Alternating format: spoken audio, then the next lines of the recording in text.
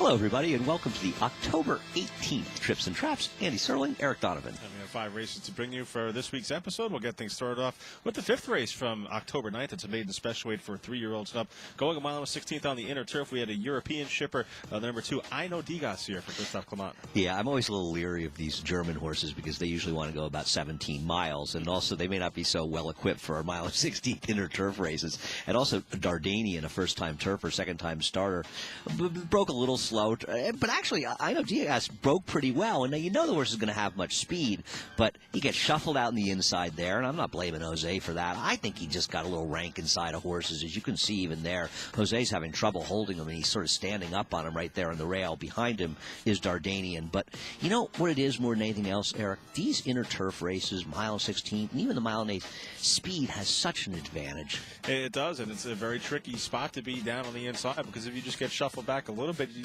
rider has to tap on the brakes and take back. Otherwise, there could be a spill. So you got to be careful there. And I think that's kind of what happens here a little bit with Aino Digas, is that once you don't get the lead, horses start to come over as they make their way into that turn, and the jockeys and horses have to react a little bit. Yeah, I maybe went a little overboard with the spill, but they've got to. Oh, they got to be careful. Yeah, it's an interesting course, and I think the riders have to really be thinking about it. I love these races. I think these races are like a mine of interesting information for racing and interesting trips going forward. And you see how Dardanian, the rider, just sort of let this horse run up to the lead. And Dardanian is actually on the outside in second right now, and maybe it was the best thing to do because going nowhere from there, and also coming off a little layoff first on the turf might not be a bad prep for Dardanian, who completely throws in the towel late in the race. This horse could run a lot better next time.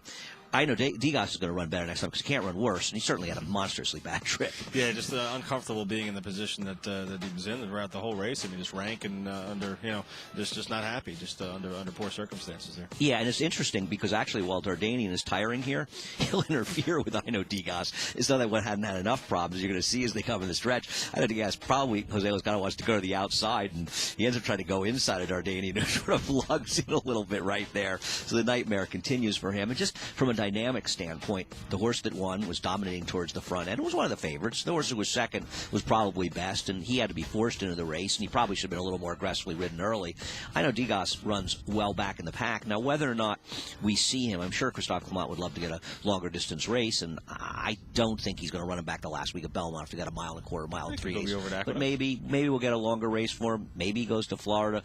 I don't know how good he is, but he got bet very, very strongly off those races, and usually that's a pretty good sign, and he certainly had no chance the way the race was run. Yeah, I mean, I didn't think the field was necessarily all that strong. No. I thought it was probably an average group, for maiden special weights, but, you got to give this horse another shot next time out, because really no fair chance here today. I guess, as always, the bottom line is, you can give this race a little bit of a toss because he had a legitimate excuse. If you don't want to bet him the next time, that's fine. All right, we'll move on to the 7th race now from October 11th, maiden special weight for 2-year-old fillies going a mile on the turf. We're interested in a first-time starter here from Mark Hennig, bargain to 5, Hardly. Feels like Mark Hennig's been pretty live lately this year. He's had a good year, and his firsters have run well, and you'll see Hardly's already gotten stayed out of the race. And it's important to note because the heavy favorite here, Hill House High, dominates the race, Eric, from the start to the finish on the front end. Yeah, absolutely, and Hill House High does go wire to wire here for trainer Chad Brown off a couple of decent efforts the first couple of times out, but this is a tough spot to be in for Hardly, who's I think a little bit green here, a little bit in the early going as well. After breaking slowly, you'll see coming down the stretch, the horse doesn't really want to switch leads on cue, so a good learning experience here I think for Hardly.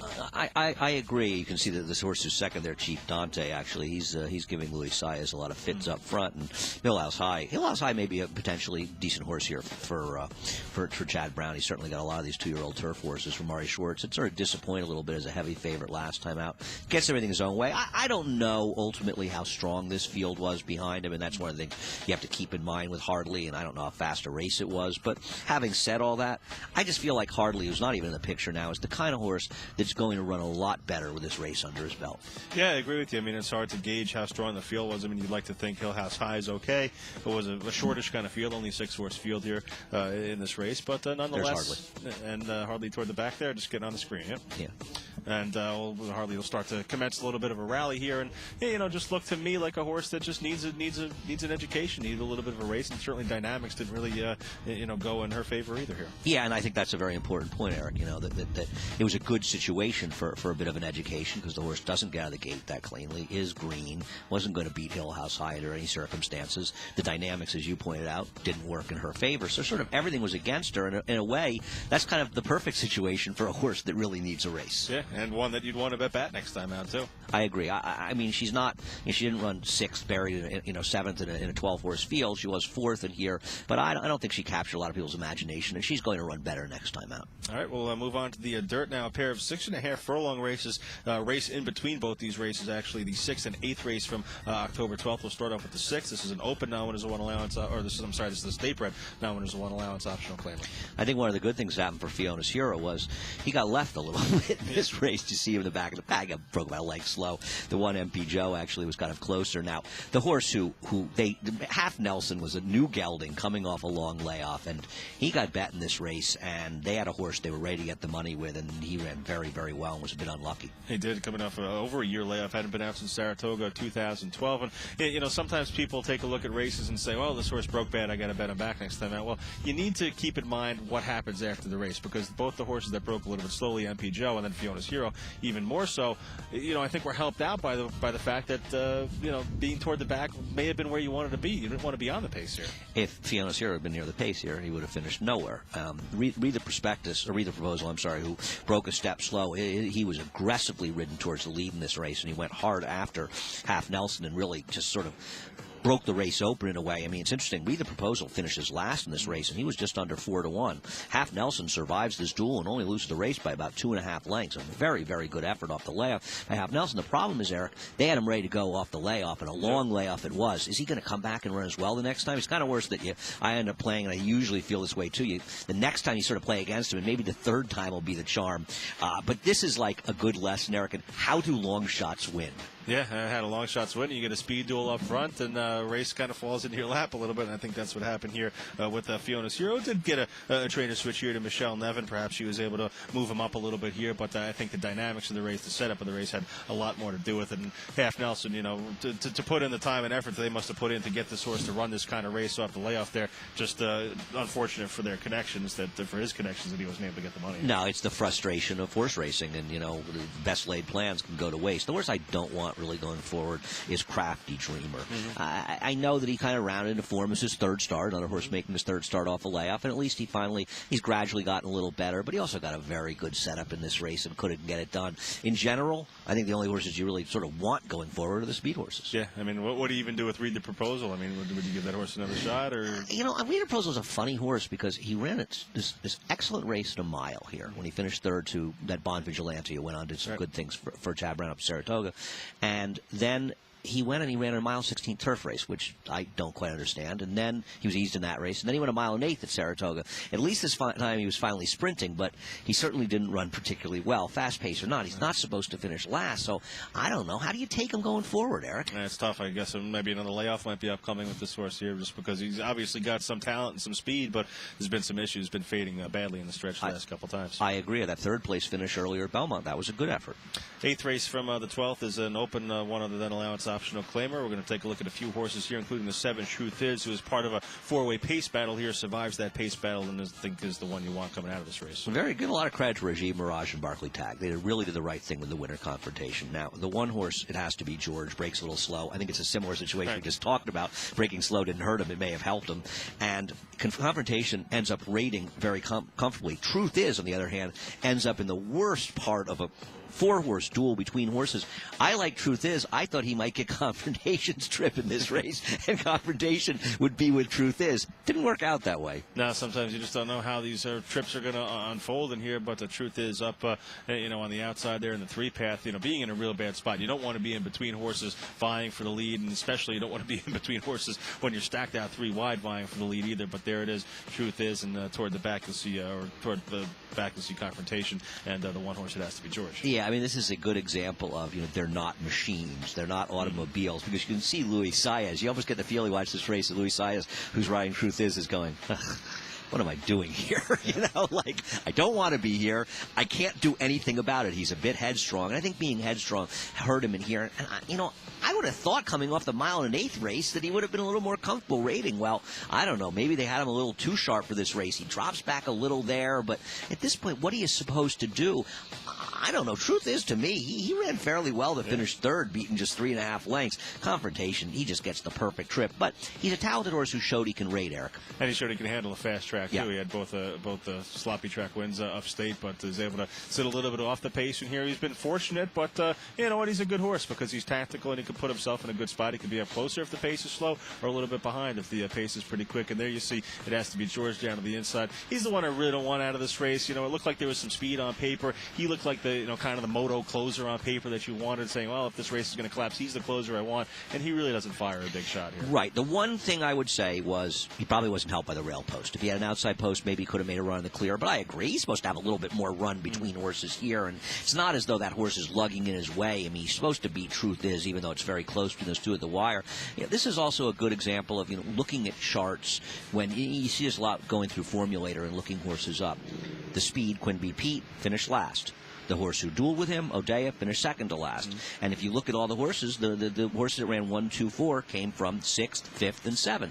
So Truth is the one horse that survived the duel. So from a dynamic standpoint, he ran extremely well. The others were able to pick the pieces up, but I think you can be encouraged with Truth Is. And to me, this is something, he missed a horse that won on Monday for Rudy Rodriguez, that horse that used to be Christophe Clement. David Jacobson had him, the turf horse that won our 7th race on Monday, whose name escapes me. He was a maiden forever. Lasso. Okay. Thanks, Jose. Lasso had been in a race in his prior start where all the speeds finished in the back of the pack, a classic meltdown, and 2 of them had come back and improved their figures dramatically in subsequent starts, and I feel like I missed it with Lasso, and that's a kind of tool that in handicapping you can use that's not readily apparent. Okay. Look for races. I mean, obviously use pace figures. You're going to find these things out more easily, but if you're just looking at charts, look for races that are horses that had speed, finish towards the back of the pack, and look at the horses that survived the duel the best. I agree, and it's a good angle, too, if you're not here every day and you don't really, you don't get to see every race. It's a good way, to come up with horses that are live, I think, at, fairly decent prices that, you can go back and look at the chart, look at the results and say, okay, well, this horse, was up against the way the race played and, I'll play him back and see what he can do. Right. I mean, obviously you can look at the charts through Formulator, but I think it's also another thing with the Timeform US where they have not just pace projector for that, but their figures are pace-based in general, and you can get them with Randy Moss's pace figures. There are situations that are available, and looking at races, not just looking at final time figures, but final time figures that have a pace adjustment to them is a very interesting way to look at racing, and it's one of the things that a lot of people don't do.